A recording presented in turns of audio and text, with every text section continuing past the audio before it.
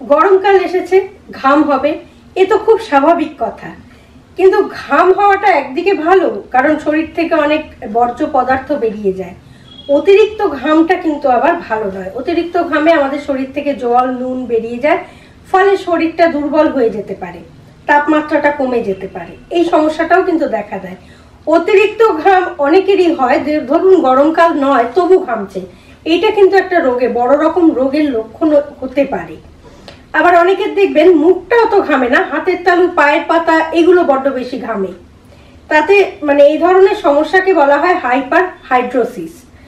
তো এই ধরনের সমস্যা হলে বুঝতে হবে যে বড় রকম কোনো রোগের ইঙ্গিত বহন করছে। এই ঘাম কেন হয় এবং ঘামলে আমরা কি করব, অতিরিক্ত ঘাম হলে আমরা কি করব, এই সব নিয়ে আজকে বলবো। কিন্তু তার আগে বলে নিই, নমস্কার, আমি গৈরিকা, আপনার একান্ত প্রিয় পরিবার কলকাতা ক্যানভাসে আপনাকে স্বাগত জানাই। আপনি যদি পরিবারের একজন এখনো না হয়ে থাকেন তাহলে প্লিজ সাবস্ক্রাইব করুন কলকাতা ক্যানভাস। পাশেই বেল আইকন রয়েছে, প্রেস করে অন করে নিন, তাহলে নতুন ভিডিও আপলোড হওয়ার সঙ্গে সঙ্গেই নোটিফিকেশন পৌঁছে যাবে আপনার কাছে।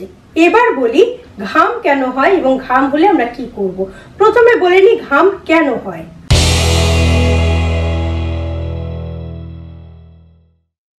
যারা ব্যায়াম করেন, অতিরিক্ত ব্যায়াম করলে ঘাম বেশি হতে পারে। এছাড়া ধরুন নার্ভাসনেস থেকে হতে পারে, মানসিক চাপ থেকে হতে পারে, শরীরের দুর্বলতা থেকে হতে পারে, কিংবা ঝাল মশলাযুক্ত খাবার বা অতিরিক্ত তৈলাক্ত খাবার এরম খেলে ঘাম হতে পারে। রোদে বেরোলে অতিরিক্ত মাত্রায় ঘাম হতে পারে। আমরা অনেক সময় পাউডার ব্যবহার করি যাতে ঘামটা কম হয়, কিন্তু তার পরিবর্তে ঘামটা বেশি হয়। যারা ধূমপান করেন তাদেরও কিন্তু অতিরিক্ত ঘাম হতে পারে। সুতরাং জানা গেল যে অতিরিক্ত ঘাম আমাদের কি কি কারণে হয়। এবার বলি ঘাম হলে আমরা কি করব। ঘামের সঙ্গে যেহেতু পটাশিয়াম, সোডিয়াম এইগুলো বেরিয়ে গিয়ে শরীরকে দুর্বল করে এবং অস্থির করে, সেই কারণে যখন অতিরিক্ত ঘাম হচ্ছে বা গরমের সময় যদি নিয়ম করে 1 গ্লাস জলে একটু নুন, চিনি আর পাতিলেবুর রস দিয়ে একটা শরবত করে খেতে পারেন তাহলে কিন্তু ভালো হয়। এছাড়া ডাবের জল খেতে পারেন, দইয়ের ঘোলটাও কিন্তু খেতে পারেন, ঘোল তৈরি করে বাড়িতে খেতে পারেন, তাহলেও কিন্তু ঘামটা অনেকটা কম হবে। ভিটামিন B12 এর অভাবেই কিন্তু হাইপার হাইড্রোসিস দেখা দেয়।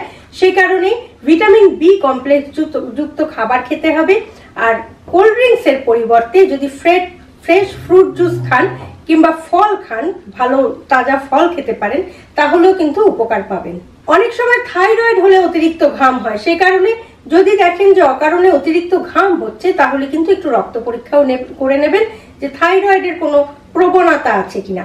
সুতরাং আজকের ভিডিও থেকে জানা গেল অতিরিক্ত ঘাম আমাদের কেন হয় এবং ঘামলে আমরা কি পদ্ধতি অবলম্বন করতে পারি যেটাতে আমাদের শরীর দুর্বল হবে না এবং ঘামটাও অনেকটা কম হবে।